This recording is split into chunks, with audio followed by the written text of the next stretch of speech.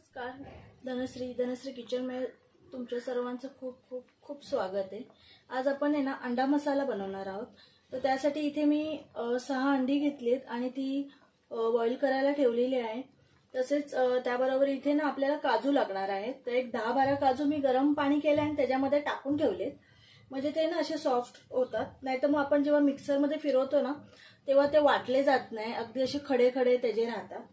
आणि इथे एक मोठा कांदा घेतलाय, लसणाच्या पाकळ्या घेतल्यात, आल्याचा तुकडा घेतलाय आणि हिरव्या मिरच्या घेतल्यात मी। या तिखट आहे, 2च घेतल्यात छोट्या, आणि या पोपटी आहेत बिन तिखटाच्या, या 2 घेतल्यात। इथे अंडी उकडतायत ना आपली, तोपर्यंत आपण आहे ना हा मसाला करून घेऊया। हे अंड्याचं ना इकडे ठेवते आणि इकडे आपण मसाला करून घेऊया।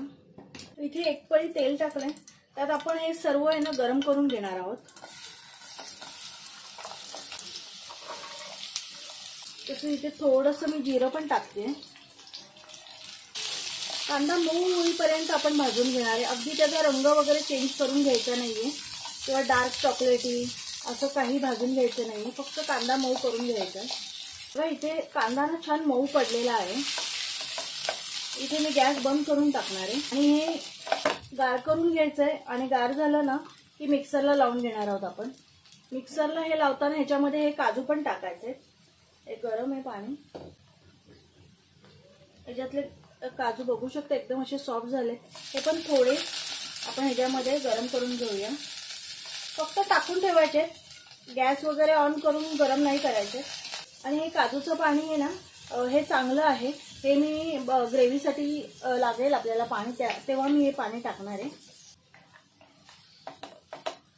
वाटण आहे ना जरा गार झालेला आहे, याच्यामध्ये कोथिंबीर जरा जास्त घ्यायची। ही मी सगळी कोथिंबीर मिक्सरला लावून घेणार आहे। ती कढईत आहे ना थोडंसं तेल तापायला ठेवलंय। आपण ही अंडी आहेत ना अगदी थोडी फ्राय करून घेणार आहोत। तुमच्या आवडीनुसार ह्याला कट मारा, मी असे तिरके तिरके मारून घेते, तुम्ही उभट वगैरे मारलात तरी चालेल। मुलगा माझा आता ट्युशनवरून आला, त्याने लगेच एक अंड घेतलं उकडलेलं। अंडी आहेत ना अशी थोडीशी गोल्डन करून घ्यायची।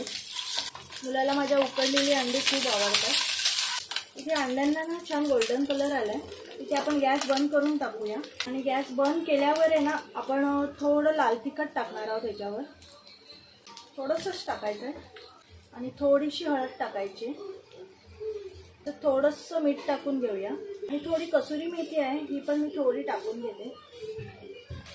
मसाले गॅस बंद केल्यावरच टाका, नाहीतर मसाले करपतील। मी ना ह्याच कढईत फोडणी देऊन घेणार आहे, त्यामुळे मी इथे एक पळी तेल घेतलंय।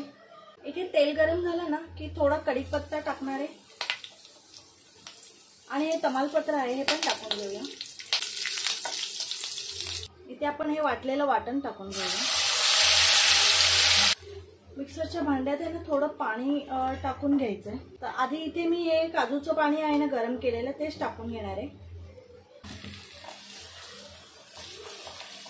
इथे मसाला आहे ना छान हलवत राहायचं, कारण आपण इथे काजूची पेस्ट टाकली आहे ना, तर ते खाली लागतं।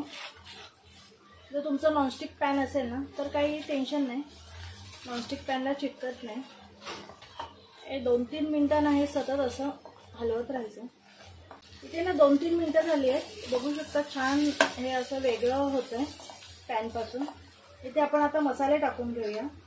एक अर्धा चम्मच हळद टाकली आहे, जिरा पावडर 1 चमचा टाकली आहे आणि धणा पावडर पण टाकायची आहे। तसंच इथे मी काश्मीरी लाल टाकते 1 चमचा, कारण आपण हिरव्या मिरच्या टाकल्यात, त्यामुळे तिखट तुमच्या आवडीनुसार टाका। आणि अर्धा चमचा हा घरचं लाल तिखट आहे हे टाकते। इथे मी दही घेतलंय, ह्याच्यात थोडं पाणी टाकून घेऊया आपण आणि हे चांगलं ना फेटायचं आहे आणि मग ह्याच्यात टाकूया। दही छान हलवायचं आहे आणि मग हे टाकायचं, मिक्स करून घेऊया। हे दही टाकताना गॅस नेहमी कमीच ठेवायचा आहे, नाहीतर मग दही फाटू शकतं। बघू शकता दही इथे ना छान मी मिक्स केलेलं आहे, अजिबात दही फाटत वगैरे नाही, कमी गॅसवर हे केलं की। आता इथे आपण आहे ना पाणी टाकून घेऊया. तुम्हाला जेवढी ग्रेव्ही बनवायची आहे ना त्यानुसार तुम्ही पाणी टाका.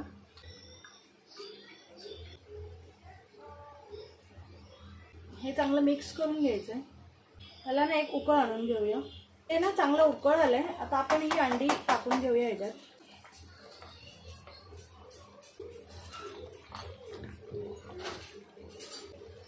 त्याच्यावर झाकण ठेवून आहे ना एक 2 मिनिटं आपण हे ठेवून घेऊया. 2 मिनिटं झालंय. आपण हे काढून घेऊया.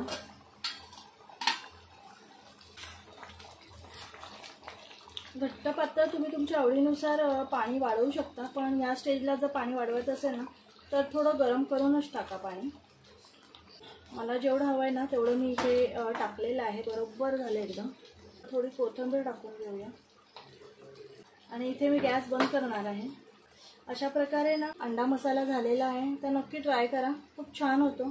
तर तुमच्याकडे क्रीम वगैरे असेल ना तर तुम्ही ह्याच्यावर अशी टाकू शकता.